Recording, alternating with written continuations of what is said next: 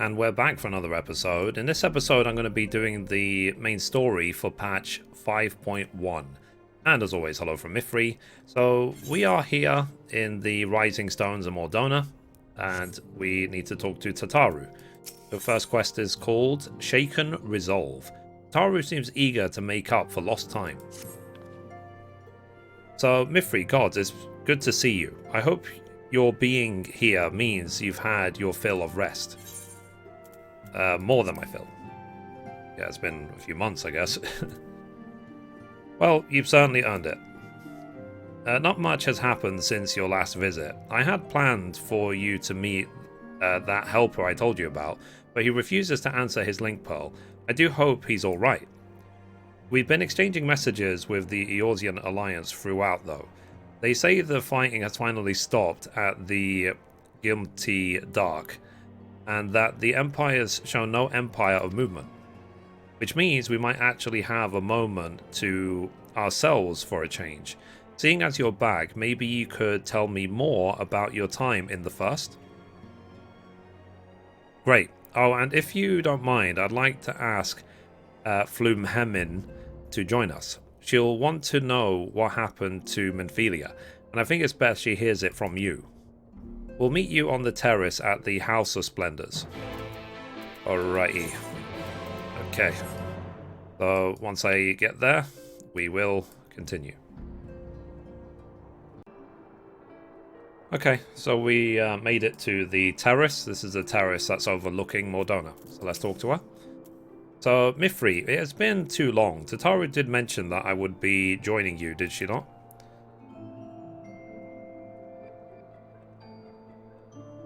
Thank you. Words cannot well express how I have longed to know more of the First.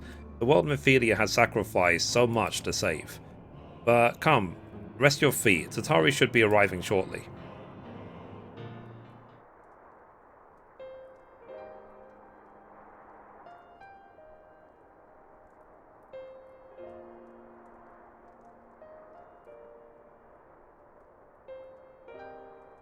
And so Mithrie chose to pass on her gifts to the next oracle.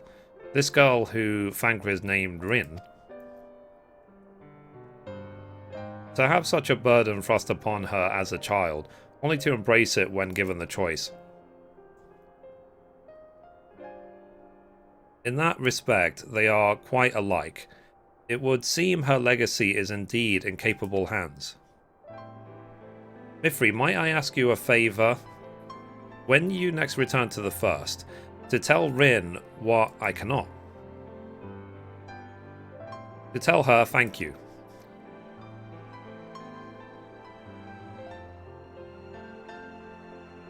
And I would offer thanks to you as well for staying with her to the end. Begging your pardon, but could I have a word?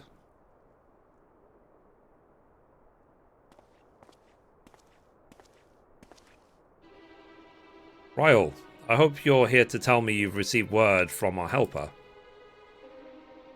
I wish. Nay, I've not had a peep out of him. And it's been a good long while now. Too bloody long. On account of which, I'm going to sneak over the border and see if I can't get a signal to him from closer up. But what if they catch you? There must be another way. Well, it ain't as if we can ask Thancred to do it. Besides, I shouldn't have no trouble picking the way through Gimti now the fighting's died down. Gods know there's enough shadows to hide in. And it beats waiting round here twiddling me thumbs. Any road, I just thought I'd let you know. Now, I'd best be... I nearly forgot. Krill's at the stones, and she wants a word. Something to do with the patients. She was getting ready to examine me again when I left.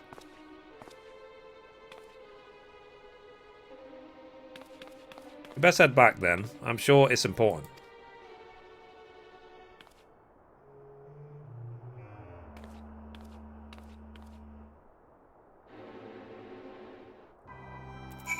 Okay, so I need to rejoin Tataru in the Rising Stones. So once we are there, we will continue. Okay, so here we are with Tataru, so let's carry on. So, it seems she's still examining them. Oh, I do hope it's nothing bad.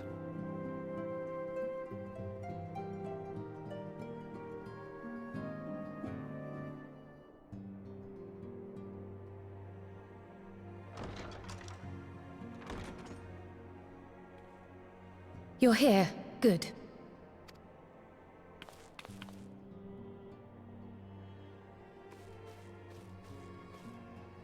So, how are they? Still locked in slumber, but otherwise in good physical health. For the present, at least.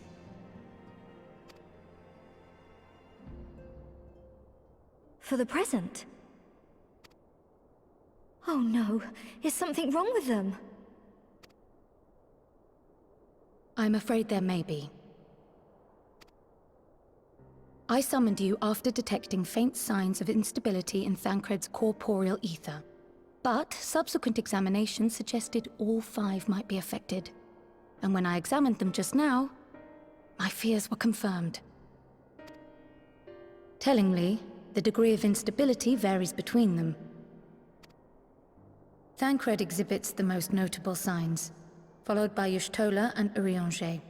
The twins' ether, meanwhile, remains relatively stable, but there is a change there too if one knows to look for it.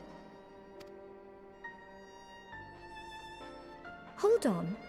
Isn't that the order they were called away in? Indeed. Which leads me to believe the instability will only increase with time. Though I can but speculate, I fear this may be a symptom of a weakening link between body and soul. By the gods! What happens if the link is broken? I cannot say for certain. This is all unknown territory to us. Yet whatever happens, it cannot be good.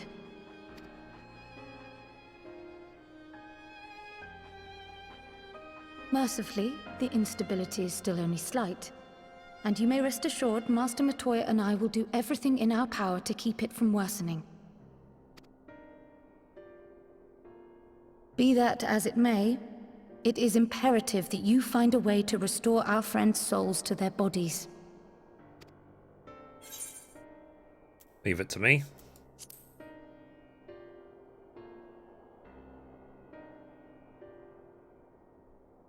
Thank you. But where's she even supposed to start? We had the greatest minds in the realm hunting high and low for an answer, and they ran out of places to look.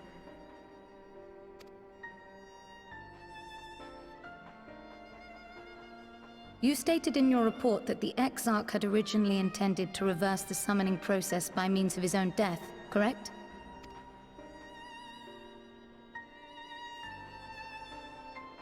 Raha always was a reckless young fool, ready to die for the first righteous cause that came along. His plan might well have worked, but I for one am glad he never had the opportunity to see it through. Even if it does mean our friends must remain stranded a while longer. There is another way, I am sure of it. And the key lies with him, with the Exarch. Pray return to the First and apprise him and the others of the situation. We, meanwhile, will do what we can from here. And, if the fates are kind, we will have good news to share upon your return.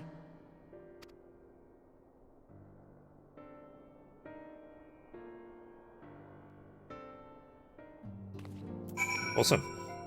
Okay, so we need to talk to the Exarch at the Ocular.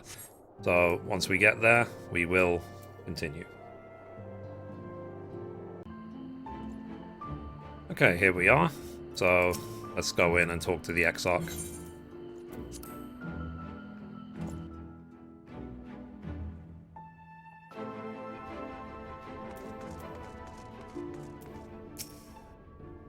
So, Mithrie, you are returned. I hope your time in the Source was suitably restful. But of course it wasn't. Go on. Their corporeal aethers show signs of instability, By the gods, the possibility never even occurred to me. If you have returned in hope that my research has yielded a solution, I fear you will be sorely disappointed. It is but a mercy we have the likes of Mistress Krill and Master Matoya to keep our friend's body safe while we wrestle with the problem. But they cannot forestall the separation of body and soul indefinitely. Come, the others must be told.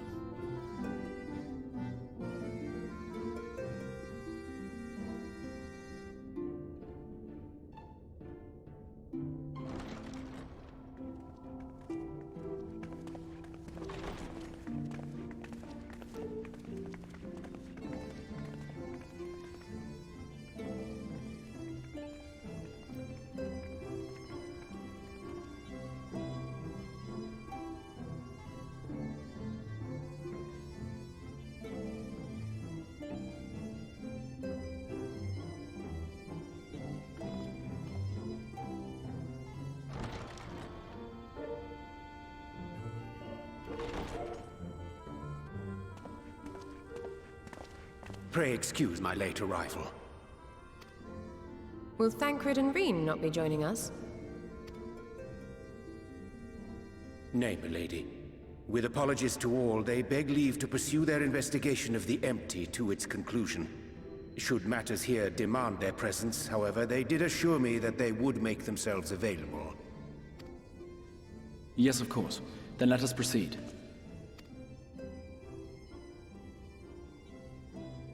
I think it best that you begin by providing a summary of Mistress Kryle's findings.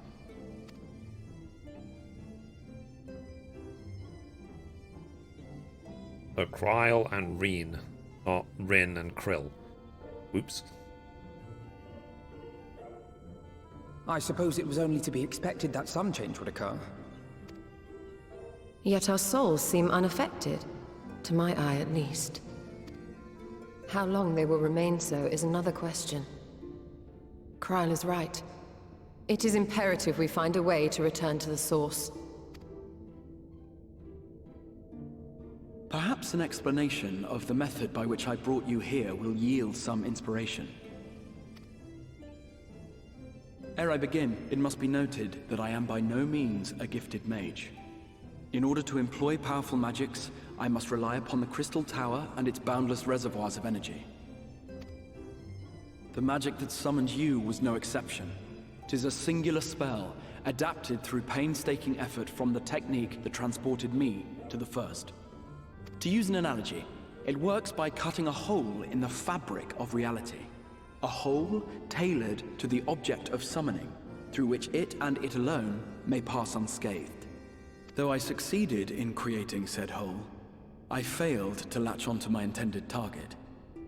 Instead of you, the spell found those close to you, and ended up summoning them in their incomplete state.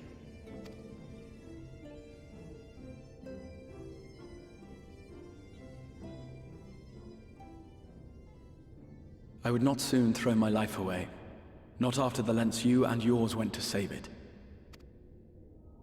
And so long as I breathe, I will spare no effort to see you safely home. But should all else fail, and your lives be at stake, there remains one sure method.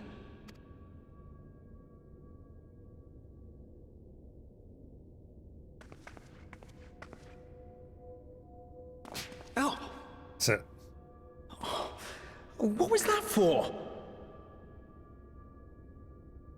How can you even entertain such thoughts? You owe your life to the Warrior of Light, and you don't get to die unless she says so.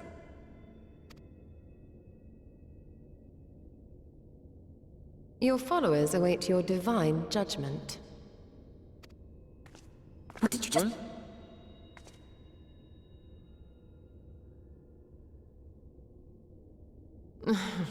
If the two of you have finished, perhaps we could return to our discussion? Rather than dwelling upon the multiple failed attempts at transference, I think it would behoove us to focus on the solitary success.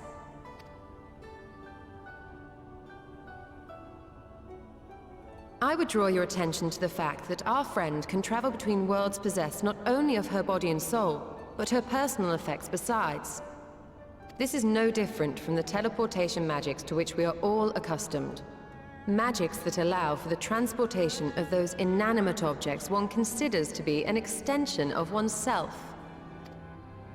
Are you suggesting that simply by considering us her possessions, she could carry our souls back to the source upon her person? Well, it would be nice if things were that simple for a change. But vague notions of ownership seem a rather tenuous thing to stake our lives on. So much as a moment of doubt on her part and we'd be left floating in the rift. Milady hath the right of it. The requisite fixity of belief would be too much to ask even of our friend. Yet were we to immure our souls within an object in her possession, mayhap then our safe passage could be assured. White Auricite would, I believe, serve as a suitable vessel for this purpose. It was conceived to imprison the massy soul of an Ascian, and should house one of ours with relative ease. We would need only to ensure our souls' safe preservation inside the stone, and identify a means by which they might be transferred back unto our vacant bodies. Soul preservation and transference. I believe I know of someone who may be able to assist us. On the far shore of the source, there stands a great palace built by the elves. It was forsaken in the wake of the flood, but a certain Numo chose to make their home there soon after. Though they have long lived as a recluse, they once occupied a place of honor in Verbert's royal court, and it is said that none in all of Norvrant is more knowledgeable than they on matters of the soul. Well, I've no objection to seeking a helping hand, but if they've gone to such lengths to hide themselves away from the world, what makes you think they'd be willing to lend us one? A worthy question. Years ago, I myself tried and failed to solicit their cooperation in the battle against the Sin-Eaters. No sooner had I begun to make my plea than they unleashed a swarm of their familiars upon me. Unlike me, however, you have curried favor with the Fae Folk. By that merit alone, I am hopeful that they would grant you an audience. They may still be inclined to turn you away, of course, but if their knowledge might feasibly facilitate your return home, we have to try.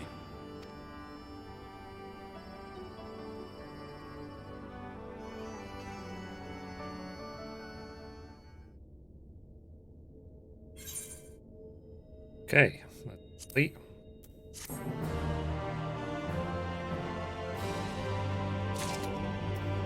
Right. Oh, my bags are really full. Anyway, let's carry on. So the next quest is called A Grand Adventure. The Crystal Exarch would waste no time in seeking help for your stranded comrades. So, the Grand Cosmos, that is, the palace we seek, stands on the opposite shore of the source. I'll arrange for a boat to carry us there. Whilst thou journeyest thither, I think it's best that I devote mine energies to the creation of White Auricite. By thy leave, of course. The process requireth no small amount of time, and should the Nomu consent to lend us their aid, we have need of a suitable vessel ere long. I'm Yuri Onjay, I speak really annoyingly. Agreed. Then I would ask the rest of you to meet me in Solon.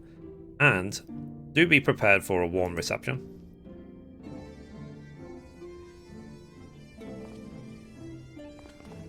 And off they go. Fair enough. So we need to go meet him in Solon. So once we get there, we will continue. Okay, so we made it here to the Solon. So let's talk to the Crystal Exarch.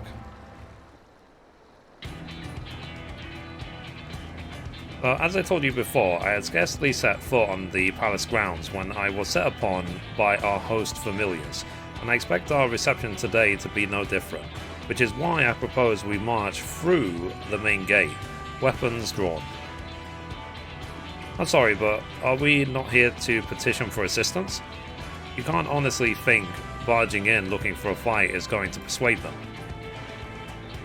Actually, I believe the Exarch may have the right of it.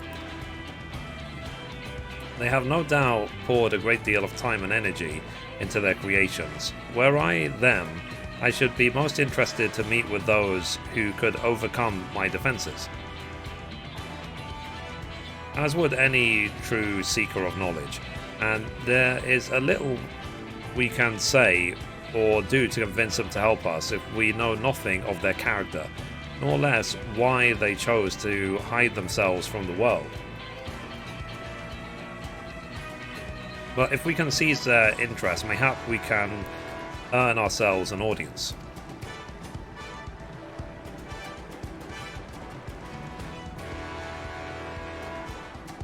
Weapons drawn it is then. Oh, I must say, Exarch, you certainly seem to be enjoying all of this.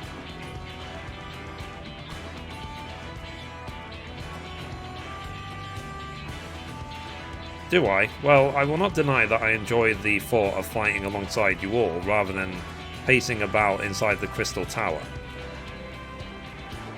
You both seem to be in rather high spirits, if you ask me. Not that I'm surprised. Your moods invariably improve when Mithrie is around. What exactly are you implying? She averted a calamity, and the light which seemed destined to consume her has been extinguished. It is only natural that we be pleased to see her. Yeah, well, you will have plenty of time to celebrate her good health after we finish here. That sort of sibling rivalry makes me laugh. Of course, then let us proceed to the palace.